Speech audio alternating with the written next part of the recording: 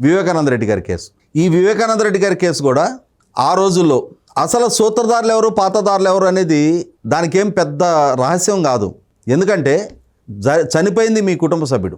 ఆయన ఒక మాజీ పార్లమెంటు సభ్యుడు, ఒక మాజీ శాసనసభ్యుడు, ఒక మాజీ మంత్రి, ఒక మాజీ ముఖ్యమంత్రికి స్వయాన సోదరుడు, ఇంకొక ప్రధాన ప్రతిపక్ష నాయకుడికి చిన్నాన్న. ఆయన ఇంట్లో హత్య గావింపబడితే జగన్మోహన్ రెడ్డి సొంత మీడియాలో దాన్ని సహజ మరణం అని చెప్పని ప్రసారం చేశారు. మరి హైదరాబాద్ నుంచి ఈ మధ్య చూసాం మనం, రాప్తాడ్ నియోజకవర్గంలో కురుబ లింగయ్య అనే అతను హత్య గావింపబడితే బెంగళూరు నుంచి జగన్మోహన్ రెడ్డి రాప్తాడ్ హెలికాప్టర్లో వచ్చాడు.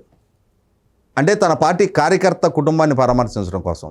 అట్లాంటిది సొంత చిన్నాన్న చనిపోతే హెలికాప్టర్లు దొరకలేదానికి ఆ రోజున ఎంత ఆగమేఘాల మీద పరిగెత్తాలి.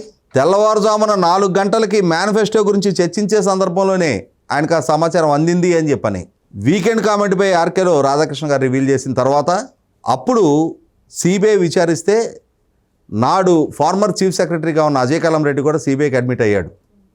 అంటే తెల్లవారుజామునే తనకు సమాచారం ఉంది, తన చిన్నాన్న మరణించాడని సమాచారం ఉంది, ఎలా చనిపోయాడో సమాచారం ఉంది. ఉన్నా సరే సహజ మరణంగా ఎందుకు ప్రసారం చేశారు?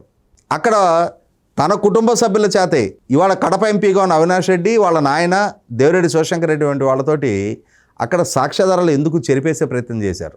అసలు ఈ హత్యకు సూత్రధారులు ఎవరనేది సిబిఐ ఎప్పుడో నిర్ధారణ చేసింది.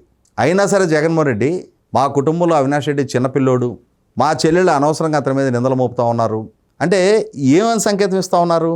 అంటే ఒక హత్య జరిగితే హత్య కేసు సాక్ష్యాలు తారుమారు చేసే సాహసానికి ఒడిగట్టి, కానీ రాజకీయంగా వినియోగించుకోవడానికి నాడు ముఖ్యమంత్రి చంద్రబాబు నాయుడు గారు ఆపాదిస్తా తమ సొంత మీడియాలో ముందు రోజు సహజమానవాన్ని ప్రసారం చేసిన వాళ్ళే మరుసటి రోజుకి దాన్ని నారాసుర రక్త చరిత్ర అని చెప్పని రాసి, తర్వాత రోజుల్లో ఆ కేసులో న్యాయం దక్కాలి అని చెప్పని సుప్రీంకోర్టు వరకు వెళ్ళి పోరాటం చేస్తున్న డాక్టర్ సునీత గారినే బాధ్యునిగా చేసే ప్రయత్నం